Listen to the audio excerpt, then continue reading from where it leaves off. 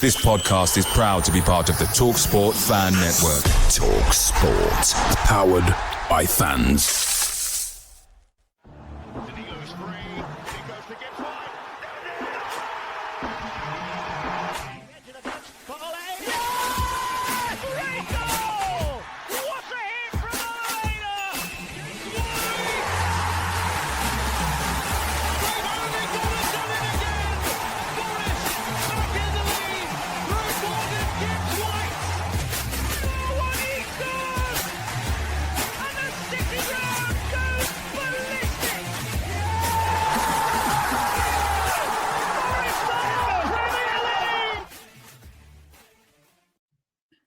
Hello, welcome to this edition of Red Side Trent. This is our pre-season predictions for the league.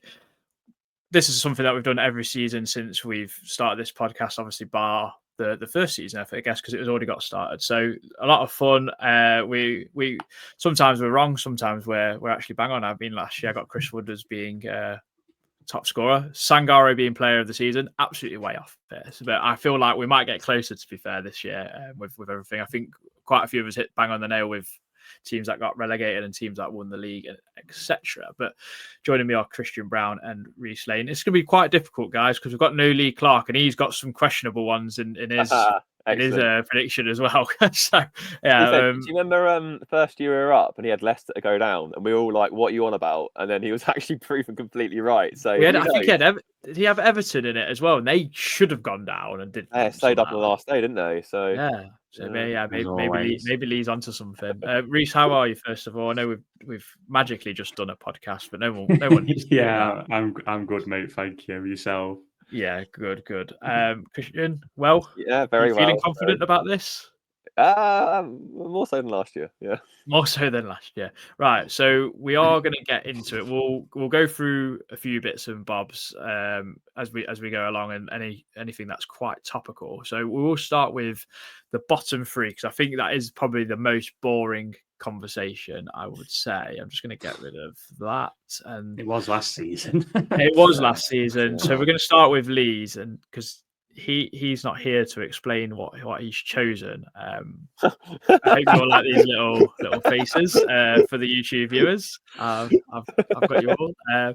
So Lee's predicted Burnley, Brentford, and Sunderland to go down. I think Brentford's obviously the one there. That's the obscurity. Obviously, Lee must think that Leeds are going to be the one that stays up. Any thoughts on that one, Christian, of Brentford?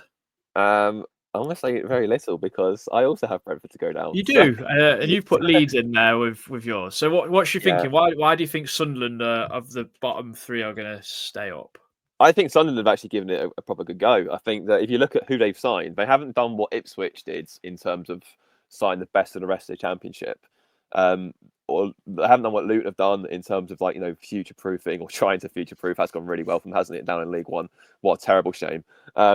You haven't done what other teams have done either. Like Burnley just spent a dross last time company. That's also a style issue. Leicester, I didn't think spent at all well last season. Sunderland have. I think Sunderland have gone to the other top 5 leagues, and have recruited very well. I think most of the players that have come from those leagues, and so they're used to having top 5 experience. Yeah, the Premier League's going to be slightly different, of course, in some ways, but I think the type of profile of player they're signing is very impressive. So I think Sunderland will be absolutely fine. Leeds, on the other hand, I mean, as we just sort of said off air, with the Joel Jack Harrison saga, they don't look. They barely signed anyone, have they? I think Farr could be one of the first managerial casualties as well. I mean, the fact that Leeds were looking to sack him even after winning the league said quite a lot about how they sort of see his suitability to deal with this season. I don't know. I just think Sunderland's seem like they're moving like a Premier League team, whereas Leeds aren't. The only thing that could possibly hamper Sunderland is AFCON. I think half their team's going to be going on a plane at this rate, which could be quite interesting, because it could be their Championship team in that case. But I think they'll have more than enough to stay up. Yeah. Reece, you've got a slightly different take, and you've got two of what Christian has said, but you've got a completely different team in bottom in Wolves. I do see it, to be fair. I can completely see why. Yeah. What's your thoughts on this? I know obviously they got stripped of quite a fair few players. Obviously, Semedo, Aït-Nouri, Cunha get all leaving. But they had a strong end to the last season. I don't really know what their transfer business has been like personally. But what's made you put this? Not good, because that's why I put them in. I seen their report. They've had a bit of a disaster of a pre-season, and then we don't read much into that. But I think they're really struggling for depth. They obviously made Strand Larson permanent, which is good for them, because towards the end of the season he got probably the bulk of their goals. Burnley, I think, will finish bottom. Personally, although I know their defence was really good in the Championship, I just don't see Scott Parker as a Premier League manager. I think, he's proved. I know he's had budgets in the Championship, but he has proved, I think, 3 promotions now, isn't it, that he is, a capable champ manager. But whether he's Prem quality, I don't see it personally. Brentford, I think, obviously, with losing Mbeumo, and they're going to lose this. I mean, he's refused to play for him, hasn't he? And then bringing in Keith Andrews, you might prove everybody wrong. And part of me is like, yeah, you know what, a rookie manager, I've got no wishing to see him do badly. You kind of, as from a neutral football fan, you're thinking, yeah, you know what, go on and prove people wrong. But I just think that this might be a step too far from. But Brentford have proved in the past by staying in this league. What is it now? 4 or 5 seasons have been in here. Yeah, do it against the odds. Obviously, we just spoke about War, but the other 3 I'm going to mention, Leeds and Sunderland, will be in the bottom 6. It wouldn't surprise me if them 2 went. Like Christian just made a very good point with the AFCON for Sunderland. And I know people get caught up on Twitter with, these are recruited really well. And they said this about Ipswich this time last season. And then the Premier League is so tough. And then, you come into it with all this, momentum and excitement. You get a couple of shoe-ins, or you get beat by someone who you don't expect to get beat by, and that soon fades. And then the other team, I will say, will be bottom 6 of West Ham. I think they could struggle this season. I think they're probably going to rely on Jared Bowen, really, his quality to probably keep him up. I know this Paquetá, but he was on about going. So, yeah, but I'm going to go with them 3. But like I said, it wouldn't surprise me if any of Leeds, Sunderland, and West Ham dropped out as well, to be honest. Yeah, I mean, I heard a Sunderland fan say to me the other day that they were lucky they were glad just to get to 6th in the Championship, so never mind staying up in the Premier League. So I think it will be a tough ask, and I've put them in my bottom 3. I've gone Brentford, Sunderland, and Burnley. The thing with Leeds is, I think because they've been in it before and because of their fan base, I think that's probably why I give them the best chance out of the 3 newly promoted sides. But other than that, I wouldn't be surprised if they went. Them and Sunderland are going to lean on that fan base like we did in our first season. Of course. His home form was really good. It kept us up. That's what they'll need to keep them up, the home form. I think what is good, though, I think it might be nice, it will be nice, sorry. I do think there's a genuine chance that at least one of the newly promoted teams stays up, which you couldn't really say last couple of seasons. Well, Forest had a bit of a say in it 2 years ago, but last season it was done and dusted very early, wasn't it, really? Yeah, we've all booked the Trent, because none of us have said all 3 of them will go down. So, yeah. Well, moving on to the top 5, and I'm going to skip straight to you, Christian, because you and Lee Clark have gone very much the same. I don't know what's happened with this Arsenal and Chelsea badge here. No idea what's happened there, but these are the things that happen when you're doing all this stuff. Thoughts on this? It's Newcastle obviously been replaced there. I can kind of see why, because their recruitment's been a bit rubbish, and they've got Chelsea, they've got Champions League football again, and we know what happened last time. Yeah, I think as we're seeing with Newcastle, it must be so galling for them, because I honestly think they're probably, it's funny, but they are probably 2 or 3 signings away from probably having a title contending 11, genuinely. Then Isak's thrown the towel in. They've only signed Alanga. They've got no depth, and suddenly it's all gone wrong. I think they'll really struggle dealing with both competitions with what they have at disposal. I just don't think the squad's big enough for it. Starting 11, absolutely. That starting 11 could be anyone. What's beyond that? It's when you're playing 2 games a week and you've got to play your best team every game. I just don't see it. Villa, on the other hand, have shown the last 2 seasons they can juggle Europe and domestic stuff very, very well. Obviously, take last season, for example. They got to the quarterfinals of the Champions League, beat PSG in one of those legs. Obviously went out on aggregate and still came sixth in the league. But for them blowing it at Old Trafford in the final day, they would have been in the Champions League again. So, I think now they're in Unai's home, the Europa League. They've got a very deep squad as well, but it'll be fine. I think Liverpool win the league again. I think they'll probably end up signing Isak. I still think that happens personally, and it's a pretty scary team then, isn't it? Really. City, I think, will be a lot better this season. Got them second. Chelsea in thirds. I just think they look a lot. They've improved a lot. I don't think it's enough to challenge top two for the title. I think it's enough to get them ahead of Arsenal, who I think are a little bit stale at the minute. I put them in fourth. Right, fair enough. I mean, we're going to go to you, Reece, and this is where we're going to start the mayhem, I guess. So Liverpool, City, Arsenal, Chelsea, Manchester United. What has your thinking been there, young man?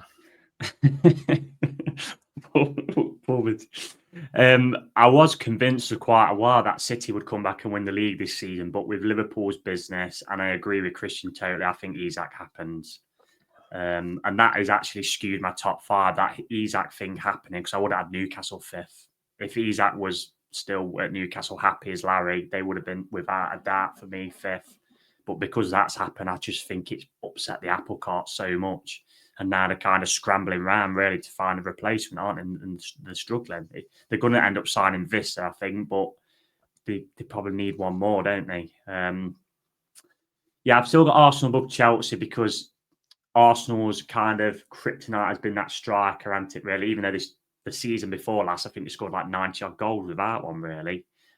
So if Gorkras can hit the ground running, that'll be good for them. Or I think they could, I know they've signed Madueke, but I think they could do with a little bit of, like Christian saying, they've gone a bit stale. Somebody on the left wing who's going to bring some kind of, because Martinelli and Trossard are a bit... Chelsea, I mean, the top, I mean, I can't see you finding anybody who think that top four is not going to be them four in that some order. I mean, I'd be vastly surprised. Fifth is up for grabs for a number of sides, in my opinion. And I know I've gone Manchester United and people are going to be like, what the hell are you on about? But I looked at them having no European football as a big caveat. Their defence actually isn't too bad in terms of the goals they conceded last season. I think they've got, obviously, Lisandro Martinez to come back. Onana is a bit dicky. I will give you that. But when I look at the players who sign in that forward line, if they can click, and now obviously they've got Sesko as well.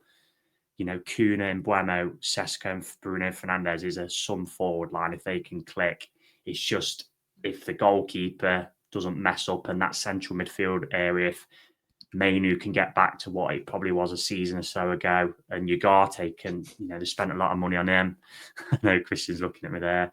I know they're after Belieber, but Brighton have said he's categorically not for sale this summer, but I see they are putting the rumours out. I mean, if they could get him, that would be some signing. So, but I think fifth is up for grabs for probably half a dozen sides. Villa, definitely. If Newcastle can get their act together, definitely them. Spurs maybe, but I'm just trying to think. It's like Brighton have probably had a season under Herzl, and now could they maybe think about sneaking in no European football? So you never know. I think that fifth is really up for grabs, but I've gone for United on that one. Yeah. So I've gone with pretty much what everyone else has gone with, except I've put Arsenal second, Chelsea third, and City fourth. The thing with I think the reason I put City so low is I think I heard Pep Guardiola already come out and say he's exhausted and he's ready for it all to kind of finish. And he's got 2 years on his contract, and now it's come out that he says he's definitely going to leave. But where we've heard that signing one before. new deals though, doesn't he? Yeah, so we've heard that one. Exhausted. We've heard that one before. But last season, I really thought like the cracks were starting to show. But obviously, they've had a bit of a rejuvenation in terms of the market, where they've signed like Ryan Cherky into Journey Reinders and Night Nori. So who knows what you're going to get from City in terms of whether they're going to be hungry again for it, and them not winning a trophy was absolutely that's unheard of, really, for Pep Guardiola and a team like City have got. And obviously, losing Kevin De Bruyne is going to be somewhat a big gap to fill. So what's Rodri going to be like when he comes back? That's why I've kind of put City a little bit lower and maybe teetering on the edge of not even getting in that top 5, to be honest. Because like you say, Reece, it's so competitive with a lot of clubs. I wouldn't even be shocked if we're in that conversation weirdly again, because we just seem to shock teams. But although we've not been scoring many goals in pre-season, it just depends on what our squad looks like, isn't it? Yeah, absolutely. So moving on, the next question is, where will Forest finish? And I'm going to jump straight to you, Christian, because you and Lee Clark are on the same wavelength and you've both gone 11th. Last season, I think we all predicted like 14th, 15th. I think this is quite respectable, personally. Yeah, I think we'll be all right. I think we'll be okay. I know obviously there's a bit of panic at the minute. But once pieces start to click into place, I think we'll be fine. It's just the European thing for me, because I actually think, we'll come on to in due course, I think that whatever competition we're in, I think we'll go quite deep in Europe. So I think that will probably have a knock-on effect on the league form. 11th would be fine. No, if we get, say, 50 points or so, happy days. In a league again for another year. And if we have a deep run in Europe, then yeah, I'm sure most fans will take that. I think we'll be all right, Forest. Yeah, definitely. And we like exceeding expectations. And me and you, Reece, we've gone pretty much the same as well. Okay. Because Lee did message me, says I would have gone 12th, but that's Crystal Palace's proverbial home. So he says he went for 11th. But what's your thinking by 10th, Reece? Is this? I think this would represent a really good season, personally. I think 10th or 11th is good. Yeah, I mean, Forest really, I think, aim will probably be to be, what's the word I'm looking for? A stable Premier League club, established. That's the word I'm looking for. Established Premier League club and finishing the top half every season, really. And then obviously the cup wise will be, venture probably far in a cup like we have done 2 of the last 3 seasons, 2 semi-finals. It'd be nice to get over the line like Palace have for one, or get to a final would be even better. And then you've got, obviously, Europe into consideration this season. I mean, if it was the Conference League, Forest should be looking to win that tournament, because I just look at the sides in it. We obviously saw one of the main ones in Fiorentina the other night. I think if Forest were to step up the game against them, I think they could obviously beat them, as West Ham did. The Europa League, I think success for Forest would kind of be getting through the league stage and through the playoffs into the knockout rounds. I don't see us winning the Europa League, because I just think this side's in there. I look at the likes of Roma, where on a given day Forest might beat them, but it's just they've got so much European experience. I keep using the example of Brighton, where Brighton got into Europe first ever time. They had this dead exciting team, and Roma gave them a shoeing in Rome. I think they beat them 4-0, I think it was. You look at Villa as well, more European experience with us, especially with their manager.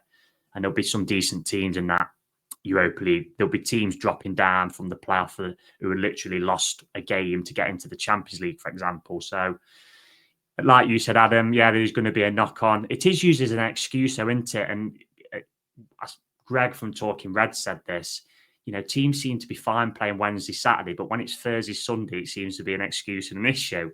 Positive for us is we've got a manager who knows all about it. The negative is we've probably not got many players who know much about it. So, yeah, I think Forest's aim this season probably will be more really to do well in the cups and just make sure we're not in any real danger of the Premier League of getting dragged into any form of relegation battle. Look, if we could have a season like Palace did last season, where we finished 12th and won a cup, you'd take that every day of the week, wouldn't you? It would be nice to try and get us another season in Europe, definitely. Yeah, I mean, I'm in agreement. I think the balance, it's the balance that I think you're talking about when you talk about experience, because it's playing those games. Obviously, you think you're going to be all right because you've come from the Championship and you play 8 games less, but the intensity is so different. And I imagine that's the same in Europe when you play teams who they might slow the pace down a lot more. Their housery is a bit different. Obviously, atmosphere is different as well in those European places. Some of them get helped out as well, like with the fixtures, don't they? A lot of clubs abroad change the fixtures for European teams. And I'm also looking at, say you've got the champions of Poland. I'm guessing that probably Legia Warsaw, maybe. They're not going to be challenged as much in the league, are they, as we are? So whereas we're going to have a high intensity game, they could be playing someone. They're going to be playing someone who they're better at and probably can play at, I don't know, 70% and still win. Whereas with us, it's like we're going to have a high intensity game on that Sunday in the Premier League, aren't we? So there's loads of factors to take into account. Obviously, with the squad at the minute, then we're going to be nowhere near this position because that squad couldn't cope. Yeah, definitely. We're obviously hoping that the squad's going to look a lot better by the end of August. I mean, if by the end of August we get 3 or 4, and I'd put us between 7th and this place anyway. I think we still need more. Yeah, half a dozen to probably 8, really. We'll see. But let's move on to top scorer. And Lee Clark is not here, and he's gone with a right left field one, obviously, hasn't he? He's chosen Morgan Gibbs White. I think I would like to think, Christian, he's gone with this because he's just signed a new deal and he maybe needs to get into the World Cup squad somehow. So if he was top scorer for Forest, Thomas Tuchel could never leave him out because it would be absolute sacrilege. Probably still find the way. I don't know. That's quite a bold thought selection. I think it would be quite funny though. It'd be very, very funny actually, because obviously, as the main sort of stick he gets beaten with isn't scoring enough goals. So if he rocked up and scored say 15 and got top scorer, I think that would be quite amusing. Like bring up the next coming of Frank Lampard. Whatever he can do, I don't know. I mean, it depends on if we change our shape ever so slightly, and he becomes more, I don't know, more of a box crasher. I guess who knows? Maybe he could. If he's our top scorer, mate, then we're in trouble. Oh, yeah. I mean, before kicking a ball, yeah. Unless he scores, say, 30 goals. No, because it's just not in his... I know he does need to improve his number, but it's just not in the nature of his game, really. He prefers to assist people, and that is slightly the issue. That's something he's got to change, really. I use the example of the Cup semi-final where someone clipped the ball over the top, and it was on the volley for him. He tried to square it to Wood, and no one in the right mind would have tried that. He should have shot. That's what he needs to do more. He needs to shoot more rather than, because he gets to the edge of the box sometimes, and then he's a bit caught in two minds of what to do. But he always tries and plays the pass. I'd rather him just have a dig. Yeah, definitely. That's fair enough. Yeah, definitely. Well, the rest of us all put the main man, Chris Wood. Christian, I mean, like last season was unbelievable. I mean, even the season before, getting 14 goals for us was pretty good in a relegation scrap. 20 goals in a European charge. Can Chris Wood keep going like this? Is he aging like a fine wine? He's scored our only goal of pre-season as well, so he's already top scorer. I honestly, I think it's something else that me and Lee have spoken about. I don't see how he's copping so much disrespect from our own fans. It's like, the bloke scored 34 league goals in a season and a half, pretty much, under Nuno. And we're all saying, oh, he can't do it anymore. We need to get someone else in. It's like, why? Why would you even contemplate that? Only Forest can have a 20 Premier League goal striker and go, nah, not him, move him on. It just makes absolutely no sense whatsoever. Of course he can. This year, I reckon Wood he'll get into the 100 club. All going well. I think he'll get into Premier League 100 club. He's only 11 off, isn't he? I think he'll do that this season. That'll be his aim, and I will absolutely no doubts he'll do that. Again, we hear all the nerds say, "Oh, it's not sustainable. It's not this. It's not that. It's not the other." Like, again, this is why you watch football with your eyes rather than you look at just a stat sheet and you gauge straight off that. Again, it's XG doesn't take into account playing style. For example, let's say we played, I don't know, Newcastle. And Newcastle had an XG of 1.5, and we beat them 1-0 with a chance it was like 0.57. Let's say that was our only shot all game. You could say Newcastle had 15 shots, all from with a 10% scoring chance, but it comes to Wood, he's got a 57% scoring chance. It's completely different. It doesn't take that into consideration at all. Wood will be fine. Like, I've got every faith in him. He'll keep banging him in. He'll get to 100 club, and we'll have a decent season. Yeah, Chris, Reece, what's your thoughts on Chris Wood? Do you think the purchase of Igor Jesus helps him or hinders him a little bit with this? Because obviously Jesus can be a bit more flexible in terms of where he picks up positions. Do you think that will help Woody in terms of like pressing from the front and then therefore getting more chances or what? Well, Jesus isn't a like for like, and has Nuno kind of played him as a number 9 yet? Really, in pre-season, he's always once maybe. Yeah, kind of most of the time, these latter friendlies have been off-board, hasn't he? So does Nuno see him as a proper full-on number 9? I'm not too sure. I mean, to be fair, he's the only real, I guess, sensible option, isn't he, Wood? That's why we've gone for him. And I get what, yeah, it's like when Haaland goes for a few games, doesn't it? It's like you get it in the media. Oh, is Haaland, or could City be better without him? Like, well, look, he's a goal scorer, he's a poacher. Chris Wood's like a poacher, isn't he? If you give it him in, or in and around the area, like Van Nistelrooy used to be back in the day when he scored all his goals in the area for Man U, he's probably going to score. I get where fans are coming from is they probably want to see someone who can, I don't know, run around a bit like an headless chicken, but there's some more fluidity, I guess, interchanging between that front four. So we could do with somebody who would give us that option, but it's Wood's shirt at the minute until 20 Premier League goals is, yeah. I mean, the only caveat would be he's been a bit dry, and I think he got the bulk of them most in probably the first 2/3 of the season. Maybe I read somewhere, was it like, I think he might have scored like 3 in like 17 now, maybe something like that. I might be wrong there, but we just need some more options. But he's going to start. What Forest see Jesus as, or what Nuno sees Jesus as, will be quite interesting, because I thought that, and it still might be correct, that Jesus would be somebody who might come on when, say, we've got backs against the wall holding on to a lead, where, like Nathan said the other day, he can hold it, he can hold the ball up, he can kind of, just release some pressure from us, and bring in others into play. That's why I called him like a Roberto Firmino type of player. So yeah, we'll have to see. It is hard at the minute, because we might end up signing someone who you think, might go above Chris Wood in goal scoring, because we've still got the transfer window to go, haven't we? It should shut before the season, really.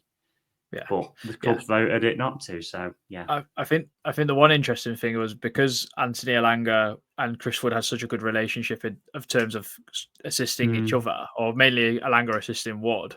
I'm wondering if Ndoye will fill that role in, and only time will tell, really. I think this season might be more of a collective of where players chip in a lot more. We need more from like Hudson-Odoi. We need more from Anderson. We need more from Gibbs-White. We need some from Doy. I just hope fans don't start getting on his back early doors, because we've had it already, haven't we? Like when Elanga went, it was he's actually not that good, and then you start getting a crap like, it'll be easy to replace, and like he won't. 17 goal contributions is not easy to replace, whatever player. It's near enough 1 in every 2 games, isn't it? So I just, there might have to be a little patience with Doy, because he's coming from a new league. He's obviously got to get to grips of, like, with Elanga on that. Sorry, not Elanga. With Aina on that side. So yeah, we're going to have to see, aren't we? It's going to be interesting. Definitely. Just moving on to our player of the season, and there was only one person in it. I mean, Lee tried to put another person in. I overruled him, because we all picked Elliot Anderson. Christian, last season obviously was very unknown of what we was going to get from Elliot Anderson, but he's had an unbelievable season, a very good summer with England. How big of a season is this for him now? Because it seems like he's really taking the mantle of being responsible for starting our attacks and wanting the ball. He's demanding the ball, in fact, half the time. He gets frustrated when the ball doesn't go to him. How key can he be? Yeah, if he stays fit, we'll have a good season. Simple as that. I think he could be. I know, obviously, we've started to see the England squad will sort of start to take shape now. I think if Anderson plays like he did last season, as a minimum, you can't not take him to the World Cup, if I'm being perfectly honest. That'll be his challenge this season, I reckon, to get into that England's, to be on that plane. There's no reason why he can't. I think Henderson surely won't be there. If he is, then sack Tuchel on the spot. He doesn't deserve to go. The man that will lead it. But I think he's got a great chance. Him and Wharton, I think, you take them two along with Rice, for example, you've got a midfield that's sort of set, like really, really like sturdy, set, full of creativity and solidity. So yeah, I think this season will be his sort of opportunity to sort of break into that team and yeah, I think we've all said he's probably more likely to get in the Gibbs White just because of different positions and whatever else. So we'll have to see. But yeah, I do think that if he's anything like last season, which I'm sure he will be, if not better, we'll be in for a treat first and foremost. We'll have a very hard time keeping him beyond this season, but he'll probably that'll be his aim, get into that World Cup squad. Yeah, Reece, what do you think he needs to? I think the obvious is what he needs to improve on, but what would you like to see more from Elliot Anderson this season? I think to keep up the level of consistency that he showed last season. I guess now he's got the minute, because last season was kind of an anomaly for him, wasn't it? He'd never had that amount of minutes with Newcastle. I think it was when I did this little article for the fanzine, it was 3 times the minutes he played at Newcastle. So he's kind of got a season in his legs now. He knows what to expect, because towards the end he did fatigue a little bit, and that's natural. But he had to, Nuno kept playing him because he was Nuno's number 1 central midfield pick, wasn't he? So yeah, it would just be to, now he's got these minutes in his leg, obviously show that level of consistency he did last season. The obvious one, like you just pointed out, Adam, is the goal scoring. 2 last season. You'd like him to probably try and, I don't know, get up to like half a dozen maybe with that. And then, yeah, it's just if he can force his way into the England squad, isn't it? With Henderson, I just think Tuchel opening that can of worms, I just see him prolonging with it now. I just don't get why he'd open that can of worms, which I wouldn't have done myself personally, to then scrap it after a while. But we'll have to see. I guess it depends how he plays for Brentford this season, but forget him. I'm just thinking of Anderson's sake. But that number 8 spot next to Rice, for me, is up for grabs for England. Bellingham will play the 10. Rice will play as a kind of 6/8. And then that number 8, you're probably looking at him or Adam Wharton, in my opinion. But it depends what kind of seasons they have, don't they? So I think that'll be his aim. And also my little, I did mull over this. So who was Lee's other pick? So Lee had gone for Milenkovic as another pick. Okay, well, he's just won it this season, hasn't he? So he'll probably come under that Murillo category of, well, we expect that standard now. My other kind of outsider pick was Nico Williams, because I just think the consistency shows, and there's probably going to be a point next season where we might have to fill in at right back when Aina goes to AFCON potentially. I just think the consistency he shows, it wouldn't surprise me if he was to win it as well, if he had another good season. But yeah, I mean, there's a lot of interest in it. We kind of don't know what to expect, do we, at the minute? I guess that's what makes it interesting, really, going into this first month. Yeah. I mean, for me with Elliot Anderson, I just want to see, like you say, Reece, more consistency. If he can score more goals and get a few more assists, that's great. The game has long forgotten about the goal scoring midfielder now. It's about wingers scoring and strikers. It's very rare you see centre midfielders like you saw with Gerrard or Lampard score over 10 to 15 goals a season now. It's unfortunate because all the bangers have stopped happening. Yeah, well, football's changed, hasn't it? I've seen David Bentley under the cosh this week and he hit it bang on the head. It's not like it used to be, is it? It's so tactical now, whereas I think back in probably, 20 years ago, a lot of it was maybe off the cuff kind of thing. Like you just said, Adam, Lampard crashing the box. It's off the cuff. I know it's like a tactic, but it's off the cuff to make that run into the box and meet the ball. Whereas now it's a bit of tippy-tappy. And, it'd be interesting to see who is the high scoring centre mid, because that's a brilliant point. You don't really get it much anymore, do you? No, absolutely not. I'm just looking down the list now. You carry on and I'll find it. Yeah, well, I think if Elliot Anderson can find a consistent partner as well this season, I think that would actually elevate his game even more so. The fact that it was chopping and changing between Yates, Dominguez, even Gibbs White at times, and Sangare, I just think it wasn't that it interrupted him, because he was still absolutely brilliant. But I just think it will help him in terms of what can he and can't he do each game. If you've got someone that's willing to sit, he can then go and get forward a little bit more, knowing that he's got that protection. With not having a consistent partner next to him, I just think you're caught between a place and a hard place and not, or whatever. So I think the highest was Souček with 9. He's centre-mid. To be fair, most of his would probably be bought from set pieces, you'd think. Yeah, because he's a big boy. We're going to get into red hot takes for both Premier League and Forest now. I'm going to start with yourself, Christian, and go with what you said for the Premier League before you say your one for Forest. Yeah, so my red hot take for the Premier League is that Everton will be in serious European contention this season. I think Conference League, I reckon they probably won't get there. I think they'll fall away towards the end, maybe the last couple of weeks of the season. But I really like what they're doing at the minute. I think a massive cloud's been lifted over, the Hill Dicko, whatever it's called now. Hill Dickinson. Yeah, it just feels like a good sort of place at the minute, Everton. Obviously, Moyes is there again. They're in safe hands. There's no apathy amongst the fan base anymore. They've got a new ground to go into and enjoy. I've still got Iliman and Jai playing for them. They're being linked with people like Grealish and Tyler Dibbling. Whether they sign these players doesn't matter or not, who knows? But it's a big sign of ambition and intent compared to how they've been operating the last couple of years. Barry up front is the most Moyes-coded striker I think I've ever seen in my life. So he's inevitably going to do quite well. I just think I think they'll be whether they've got enough to get seventh, I don't know. But I think I can see him coming back ninth this season. So I think they'll have a real push. Fair. And what's your Forest one? Oh, we'll get to the European final. That's my Forest one. Okay. Yeah, whichever competition we're in. It doesn't matter what. Europa League or Conference League, we'll get to the final minimum. God, I don't want the pain of losing a final. So yeah. Reece, what's your Premier League red hot take?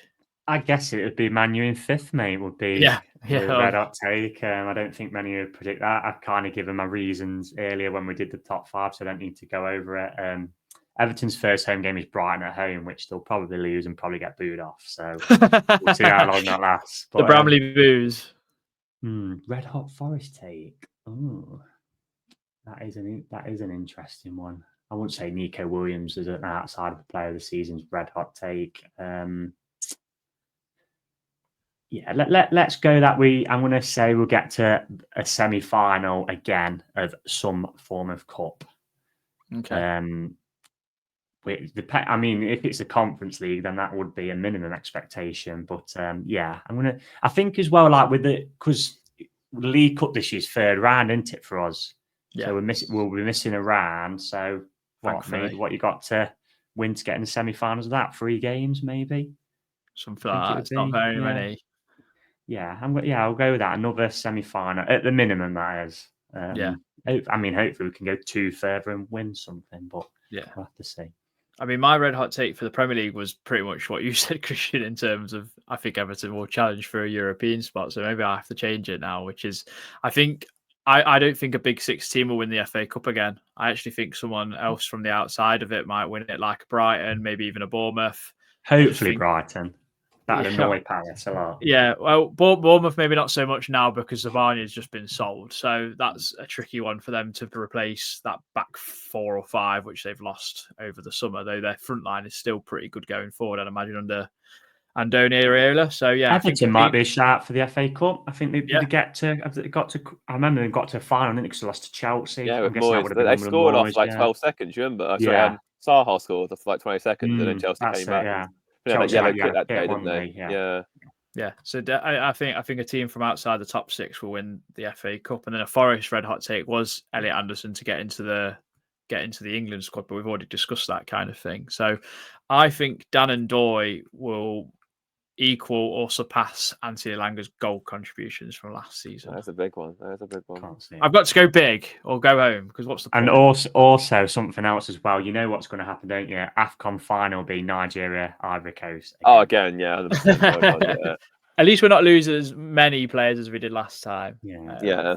Well, hopefully Sangare comes back with his ankle this time as well. Yeah, and Tyro don't whack Willy Bolly's head like he did last time when he was running God of honor. Yeah. But no, I think that kind of rounds up the predictions. I will get obviously predictions from the other people that have been coming on the podcast as we come and go. But until then, is there anything else you'd like to comment, guys? Don't think so. No, I just looking forward to what I hope will be a good season and hopefully get something shiny at the end of it. We'll see. One of my red hot takes was for Forest was going to be that we won't be in the news for anything controversial. But That's I feel like not I'll get not broken gonna within the first month. I think. Marinakis will That's- breathe, and bloody Daily Mail, BBC will say how he's killing football in some descriptions. So that's not we've got a European tour, so probably one of the away ends is going to get attacked by some ultras, and it'll be Forest fans' fault. Oh yeah, we'll get Everyone's in media. Panathinaikos, and like Marinakis won't be allowed in the stadium or something. It'll be something like that. Oh gosh, yeah, definitely. Right. Well, until next time, hope you've enjoyed it. Do drop a like and a subscribe to us. If it's all free, although you can consider membership for early access in future pods. But until next time, come on, you Reds.